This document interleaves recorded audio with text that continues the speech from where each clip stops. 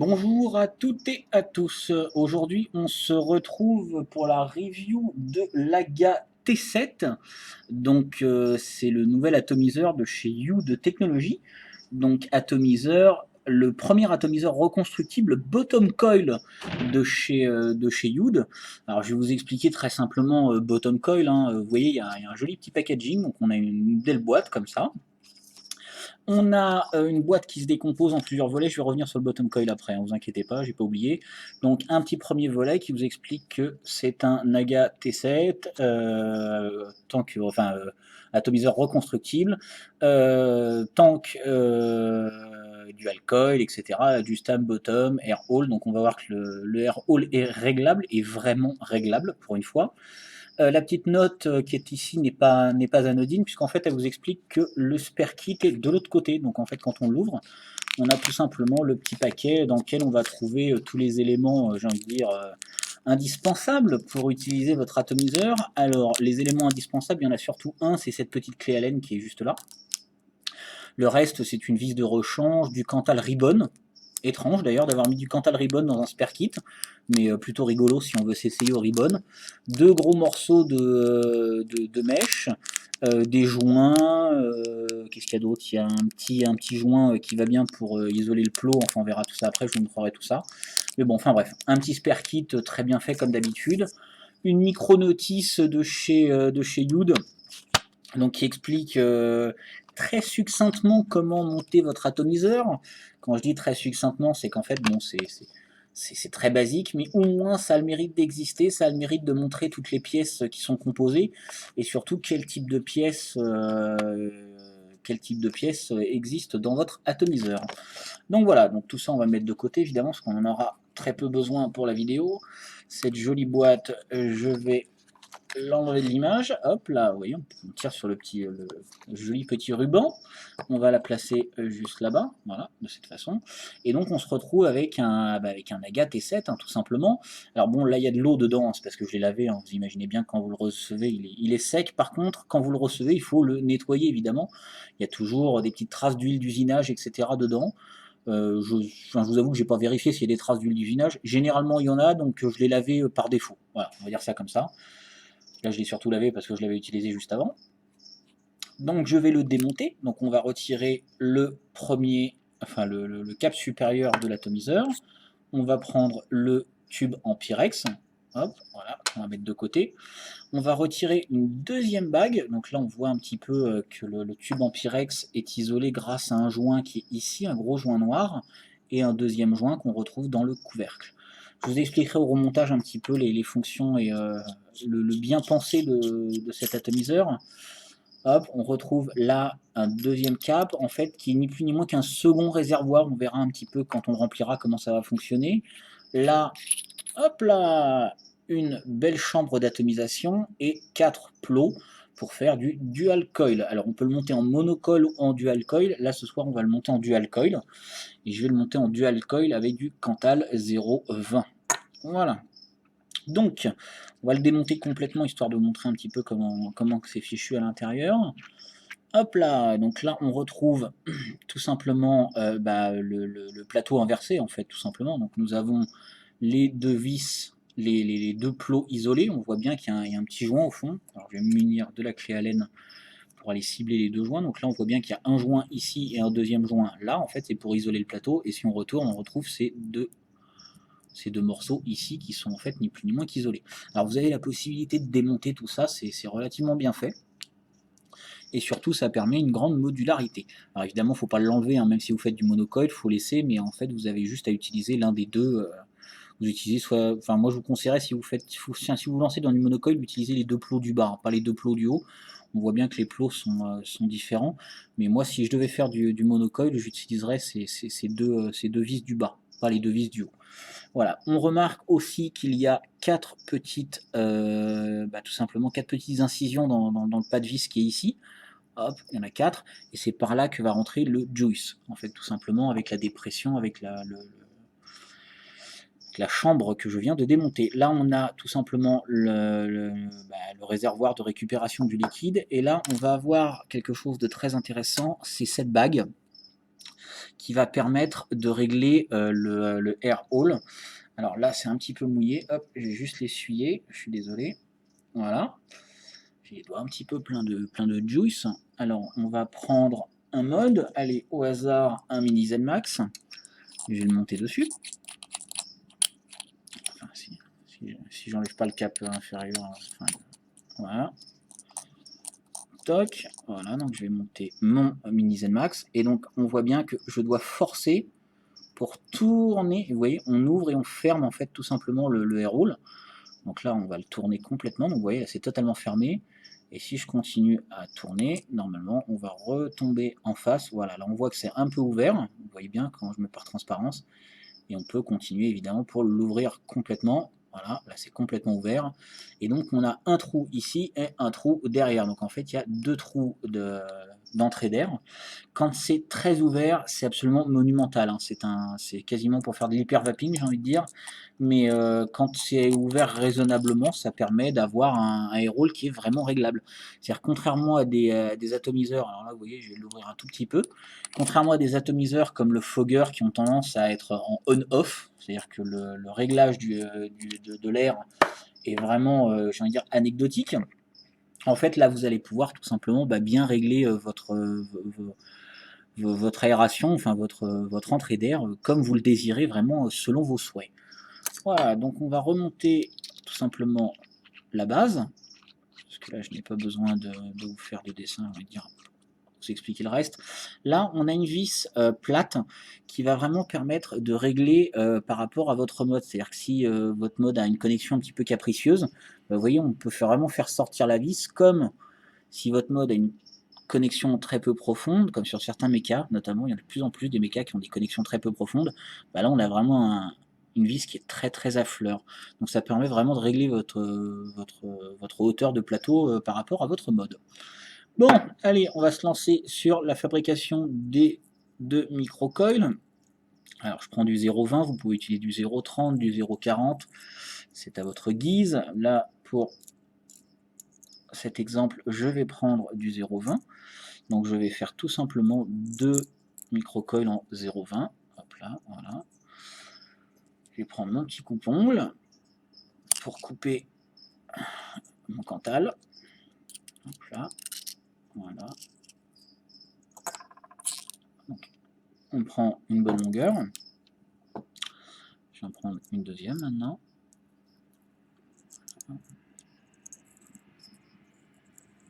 On va prendre une bonne longueur. Hop là, ça c'est ce qu'il ne fallait pas faire. Il faut essayer de jamais lâcher la bobine, hein, parce que sinon le fil part dedans à toute vitesse. C'est un peu le problème des bobines, mais l'intérêt de la bobine aussi, c'est que ça vous permet d'avoir beaucoup de Cantal. Hop là, voilà. Donc là j'ai pris beaucoup de longueur. Vous voyez, je fais moins le radin que sur les anciennes vidéos. Sur les anciennes vidéos, j'avais tendance à prendre peu de Cantal. Et je me retrouvais parfois dans des situations un petit peu ubuesques. Donc voilà, hop, on va poser mon coupe-ongle là-bas. On se resservira après pour tout simplement faire les finitions sur le coil. Je vais prendre un petit tournevis qu'on connaît tous, hein, c'est les tournevis du Kayfun. Hop là, voilà. Hop là, je vais essayer de rien perdre, parce que ça roule. Voilà. On va le mettre sur le côté cruciforme, tant qu'à faire, pas perdre de temps. Voilà. Donc, je vais prendre mon plateau, je vais légèrement dévisser les 4 vis, histoire d'avoir un petit peu de, comme vous pouvez le voir là, on voit que j'ai légèrement dévissé les vis, voilà, histoire de pouvoir passer mon Cantal autour une fois qu'il sera prêt. Donc maintenant, je vais tout simplement prendre mon Cantal, je vais prendre mon petit chalumeau, mon petit briquet. Là, je vais passer mon Cantal au rouge, hein, c'est quelque chose que je vous ai déjà montré maintes et maintes fois. Hop là, voilà. Donc l'idée, on n'est pas obligé de faire ça, on peut le faire directement, d'ailleurs je vais le faire après directement aussi. Je vais vous montrer les deux techniques. Donc là, j'en ai passé un au rouge. Moi, j'aime bien le faire avant pour la simple et bonne raison, c'est que ça évite au microcoil d'avoir cet effet ressort, le blême, blême, blême, quand vous le roulez sur votre support, que ce soit tournevis, seringue, enfin ce que vous voulez, tout ce qui est cylindrique. Ça évite qu'il ait cet effet un petit peu aller-retour, qui peut être très embêtant pour le fixer. Alors bon, il y en a qui le font, il y en a qui le font pas. Chacun sa méthode, j'ai envie de dire. Hein. Moi j'aime bien le faire avant et je le fais après aussi. Donc je sais que ça fait un peu doublon, mais au moins ça me permet d'être tranquille. Donc là nous allons faire 8 tours. Donc allez c'est parti. 1, 2, 3, 4, 5, 6, 7, 8. Allez, on va faire un petit 9e comme ça, histoire d'avoir conscience. Bonne conscience, pardon. Hop là. Voilà. Donc je vais venir le tasser un petit peu sur le tournevis comme ça, avec les doigts, hein, c'est vraiment pas très compliqué. Hop. Et donc là, je vais prendre mon plateau, pour ceux qui s'en vont. Et donc je vais commencer par le coil du bas. Donc c'est-à-dire qu'en fait, on va prendre les deux vis les plus basses. Là, si je le mets pas, ça va pas le faire. Voilà. Est-ce qu'il veut bien rester sur le tournevis? Ça me plairait bien. Voilà. Tac. Voilà. Donc en fait, là je suis désolé, hein, j'ai mes gros doigts qui cachent un petit peu ce que je fais, mais c'est pas forcément très évident. Hop là, voilà. Alors, toc, et là je vais tout simplement prendre mon Cantal et je vais le passer autour de la vis, s'il veut bien. Non, il veut pas, d'accord, ça a glissé. Et même moi ça m'arrive. Hein. Bon, on va le reprendre, on va le ressortir. On va le remettre dans le tournevis. Hop là. Voilà. On va essayer de le serrer comme ça. Voilà. Allez. Premier truc fait. On va remettre le tournevis dedans, histoire que le coil ne se défasse pas en fait. Donc le but de mettre le tournevis dedans, c'est que ça évite que le coil glisse et s'éclate en fait au moment où vous faites ce que je suis en train de faire là. Et donc vous voyez, on récupère un coil qui est plutôt pas mal monté d'ailleurs. Hop là, voilà. Donc là, on va tout de suite enlever tout ça. Voilà, on va bien dégager les pas de vis. Hop. Là. Toc. Donc on va prendre un mode. Donc, toujours notre petite résistance. Alors attendez, je vais essayer de faire des jolis gros plans. Hop. Voilà. Ah, c'est pas mal du tout ça. Alors, c'est le premier coil des deux donc. Donc mon premier coil fait 2 ohm 7. On va le faire chauffer un peu. Oh, ça rougit bien ça. Voilà, mais comme vous pouvez le voir, alors j'essaie que vous le voyez, en fait, les spires sont très écartés, on voit bien que c'est pas tout à fait homogène. Donc à ce moment-là, je vais tout simplement remonter tout mon bazar là. Voilà. Hop, et je vais prendre mes spires, voilà, donc ils chauffent, on peut voir, et je vais pincer en fait le coil pour faire en sorte qu'il se soude un petit peu entre eux en fait, tout simplement. Voilà, on voit que le coil est un peu en train de partir un peu sur le côté. Je vais tout simplement le redresser en le pinçant. Hein. Il n'y a pas de problème à faire. Voilà, et là on a un col qui est beaucoup plus serré. Hop. Alors attendez, est-ce que j'ai un truc voilà, qui est tombé par terre. Je vais prendre un petit ciseau. Et hop, je vais prendre le petit ciseau qui est sur mon briquet. Il marche très bien ce petit ciseau. Hop. Voilà, et je vais tout simplement venir couper l'excédent, ce qui sortait de chaque côté, hein, ce qu'on fait toujours en fait. Voilà. Et donc là, je me retrouve avec un monocoil qui est un peu en travers, je l'admets. Peut-être un peu descendre, voilà. Voilà, qui est un peu en travers. C'est vrai. Bon, allez, c'est pas le plus beau que j'ai fait, mais c'est pas bien grave. On va repartir, même technique pour le deuxième coil. Donc là, celui-là, je l'ai déjà passé au rouge.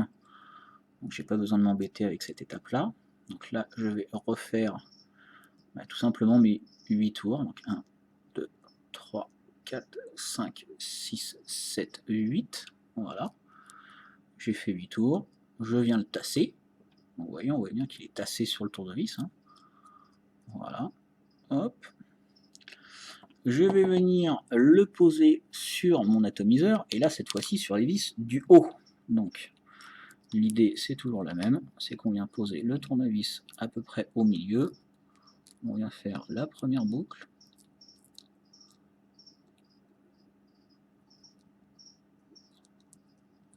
Alors désolé, hein, vous profitez de la vue sur mes doigts. Parce que c'est à peu près la seule chose que vous devez voir, là, c'est mes gros doigts. Hop là, voilà. J'ai accroché les deux coils. Ah, tiens, il y en a un qui a sauté. C'est la soirée, dis donc, ce soir.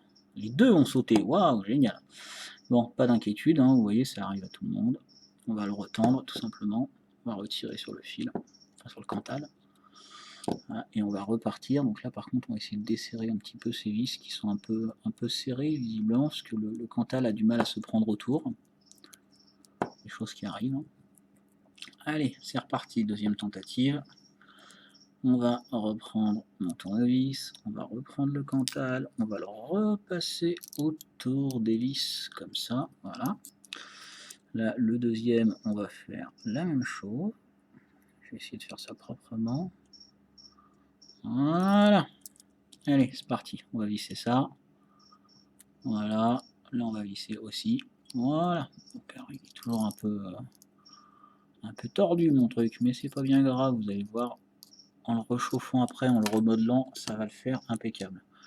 Donc là, pareil, on ébarbe les deux côtés. Tac, tac. Hop là. Et donc là, magie au magie, on a un Home 3. Donc quand on appuie, on a bien deux coils. Alors si je suis à 5 watts, ça va pas faire beaucoup. Voilà.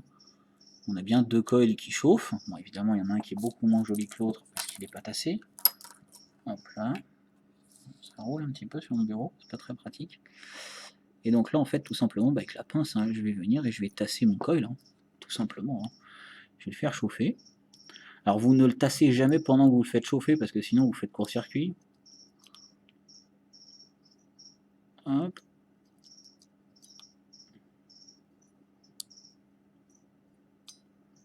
Voilà.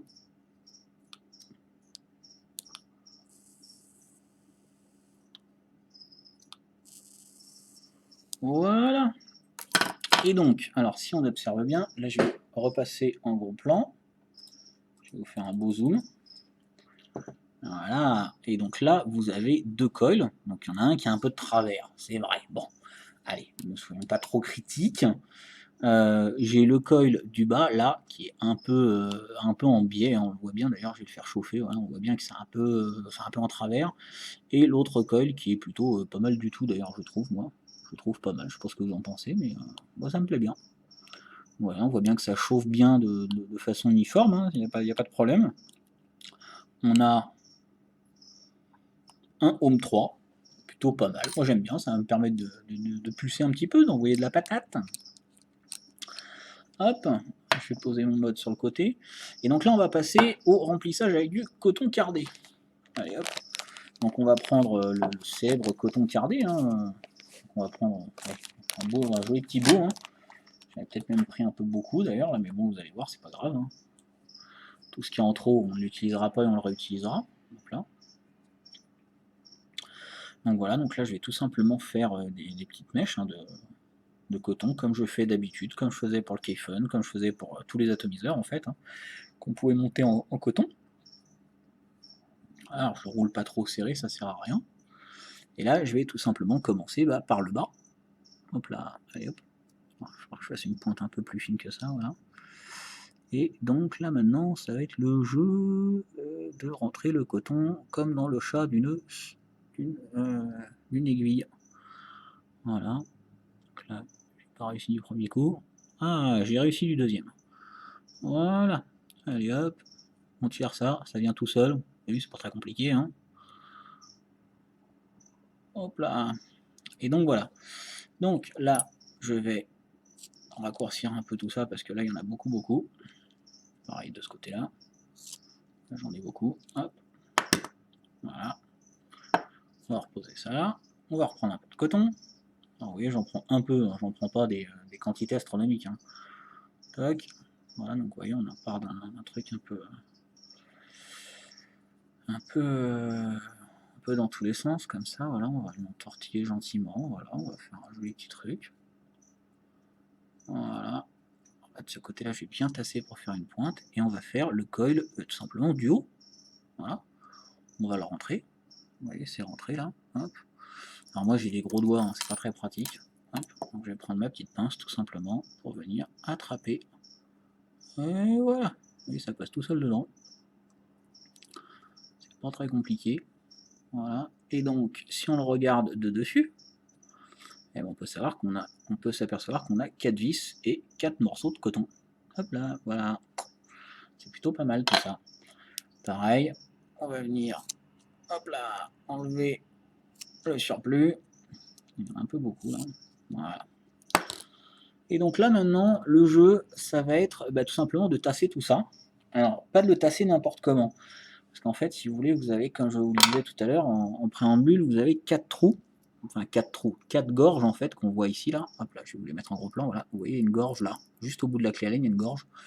Et donc l'idée, ça va tout simplement être de poser le coton à l'entrée de la gorge, pour qu'en fait, quand le liquide descende, il vienne tout simplement en contact avec le coton. Si le liquide venait à tomber sur le plateau, il inonderait le plateau et ce ne serait pas vraiment la bonne solution, parce que vous auriez du liquide qui sortirait par les côtés là. Donc si vous avez du liquide qui sort par le air hole, c'est que votre coton il est mal placé, c'est que vous avez mal fait votre montage, donc vous êtes bon pour tout démonter. Au début, ça demande un petit peu d'adaptation, il faut essayer plusieurs fois. Moi, je vous avoue que la première fois, j'ai hésité à mettre beaucoup de coton, et puis finalement, j'en avais pas mis assez, donc je me suis retrouvé un peu comme un idiot. Donc faut pas hésiter, hein, faut y aller. Faut mettre du coton, faut pas être feignant. Voilà, c'est pas mal du tout ça. Voilà. Et donc là, on voit bien qu'on a une résistance ici.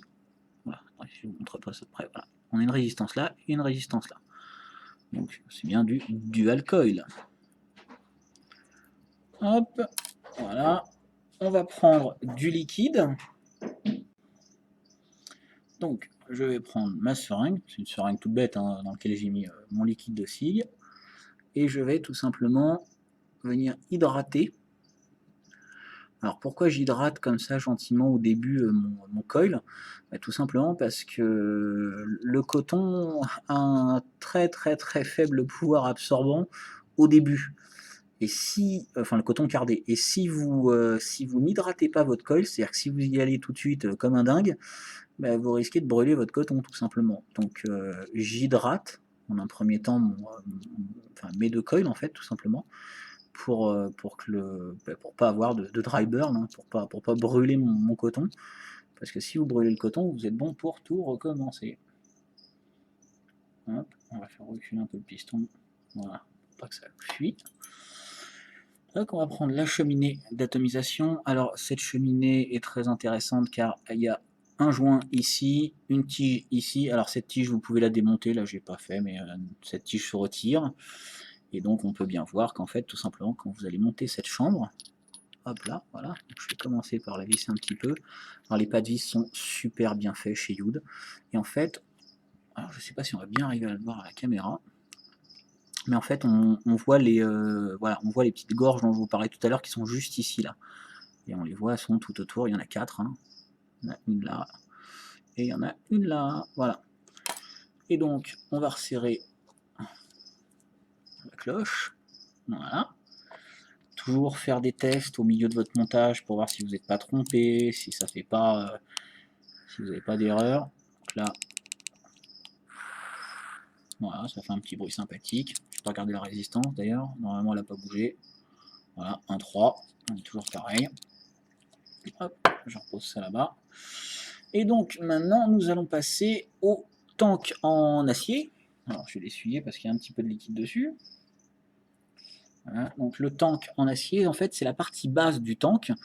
En fait, cette pièce-là va venir se monter comme ça. Donc en fait, elle vient sur la cloche.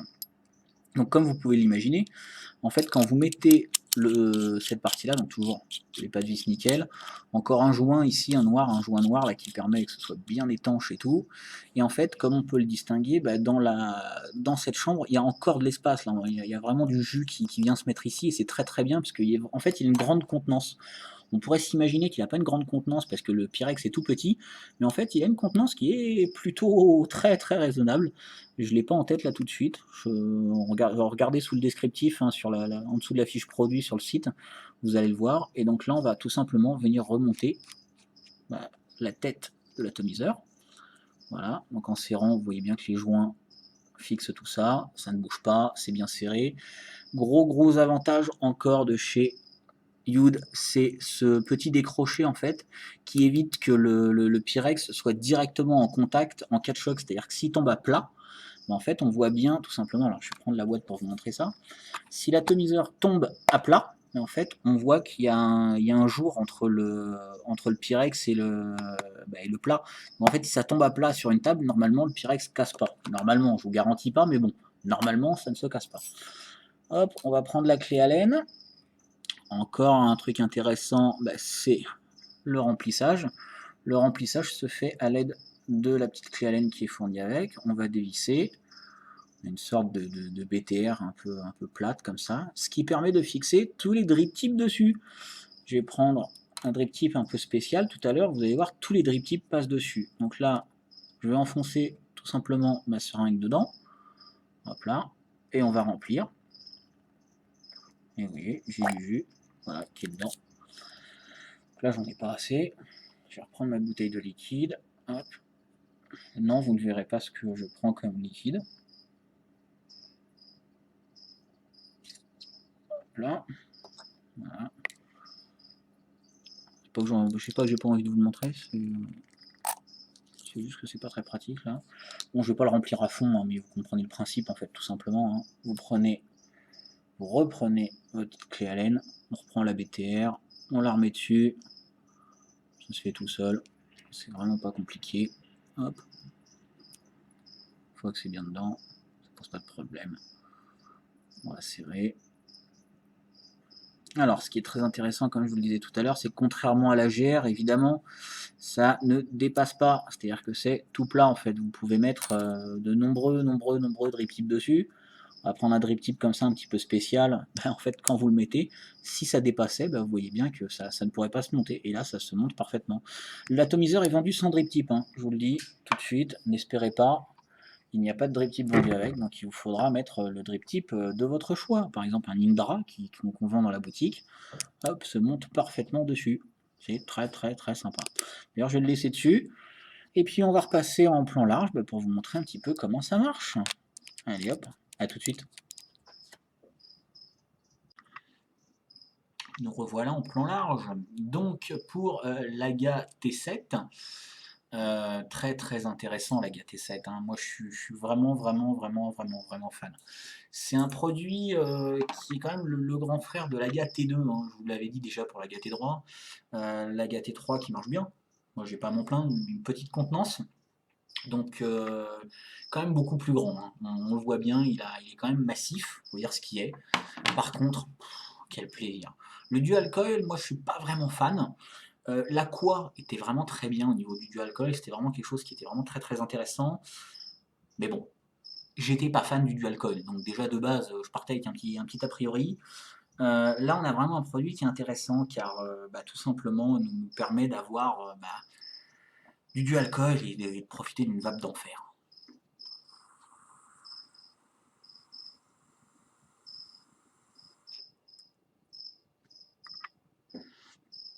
Que dire? Moi, ce que j'aime, c'est quand j'arrive à disparaître derrière la webcam, ça veut dire que ça marche bien. Et ça marche bien. C'est super sympa. Alors, on va reparler un petit peu du air all réglable. Là, je suis en ouverture plutôt médium. Alors, je vais essayer de vous le montrer. Hop là, on va faire une mise au point manuelle. Toc, hop là. Voilà, je ne sais pas si on va arriver à bien voir. Donc, vous voyez, il est un peu ouvert, j'ai même envie de dire un peu serré. Hop là, on va repasser en mise au point normale. Coucou, me voilà. Donc, il est serré là, je dirais que j'aime bien les ouvertures un peu serrées. Par contre, je vais vous le rouvrir. Alors ma petite astuce, soit vous prenez le t-shirt ou alors vous avez un petit tissu, etc. comme ça, parce que le air roll est vraiment réglable, mais il est dur, ce qui évite que ça tourne dans la poche, etc. Donc vous voyez, je prends un petit tissu dans ma main et je vais tout simplement tenir entre mes doigts la bague et je vais le faire tourner. Hop. Et là, je vais l'ouvrir en très grand. On va refaire une petite mise au point. Hop. Hop. Donc là, il est ouvert en grand. Là, il est ouvert. Et là, vous allez voir, ça envoie aussi. Bon, faut aimer. Après, moi, je suis pas fan des grands tirages, mais là, pour ceux qui aiment ça, c'est le plaisir.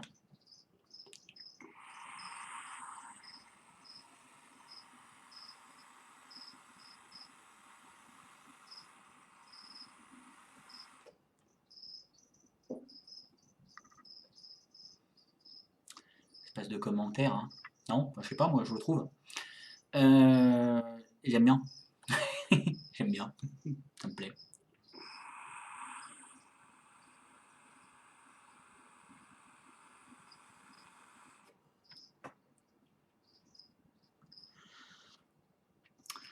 Voilà. Et la vapeur tombe encore. Il y a plein de vapeur partout. Le seul défaut que je pourrais amener cet atomiseur, c'est ma femme qui râle. Parce que quand je suis devant la télé et que je tire des barres de vapeur monstrueuses, elle me dit je vois plus la télé. Arrête, ça m'embête. C'est tout. Voilà, c'est le seul défaut qu'il peut avoir. Un atout en tout cas réel, c'est le prix de cet atomiseur. Vraiment, vraiment, vraiment, si je peux vous dire un truc, c'est pour son prix, c'est peanuts. Franchement, c'est peanuts.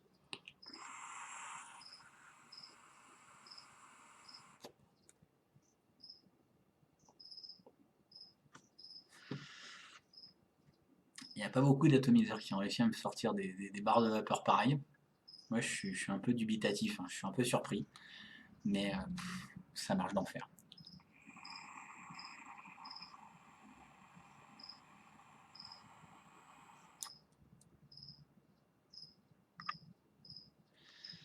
Voilà. Que dire de plus? Merci Youd, encore une fois. Merci les copains. Merci d'un beau produit comme ça. Merci d'un beau packaging, c'est intelligent. La notice, ouais, c'est un petit effort agréable. On va dire ça comme ça. Voilà. C'est pas encore miraculeux, mais bon. En tout cas, j'espère que cette vidéo vous aura permis d'apprendre à monter votre AGA T7. J'espère que cette vidéo vous aura plu, tout simplement. J'ai un peu raménagé derrière, hein, donc je suis désolé. Et puis voilà, et puis ben, on va se retrouver encore pour d'autres vidéos. On a le Seagull 20 watts qui arrive, donc je vais vous faire une petite vidéo sur le Seagull 20 watts, premier mode 20 watts qui rentre chez Megavap. Voilà. Ça va vous permettre de vaper en dual coil à des trucs monstrueux. Je pense que d'ailleurs la review du Seagull 20 watts sera faite avec la GT7. C'est une bonne idée ça, je viens d'avoir. Et puis bah écoutez, on va se quitter sur ces bonnes choses, hein, sur ce bon produit, sur ces bonnes vapeurs et sur tout ça. Voilà, voilà, encore merci pour toutes vos commandes, merci pour tous vos commentaires, encore merci à tout le monde, merci Dominique, merci Yannick, merci à tous nos clients de la Guyane, il y en a un qui se reconnaîtra. Et puis voilà, ça nous fait toujours aussi plaisir de partager avec vous. N'hésitez pas à nous envoyer vos idées, on est très friands de ça. Quand vous avez vu un produit, quand vous avez entendu un truc, n'hésitez pas à nous envoyer. Voilà, tout simplement un petit mail, un petit message. On aime communiquer avec nos clients, la simple et bonne raison, c'est qu'on est passionné de vapote. La vape, c'est notre passion. Donc, communiquer avec des gens qui sont aussi passionnés ou qui ont des idées, qui ont entendu des trucs et tout, nous, ça nous plaît. On adore. Voilà, on adore ça. Et puis, on va se quitter sur un gros, gros, gros, gros nuage de vapeur. Et puis, bah, je vous dis à très, très bientôt. Ciao, ciao.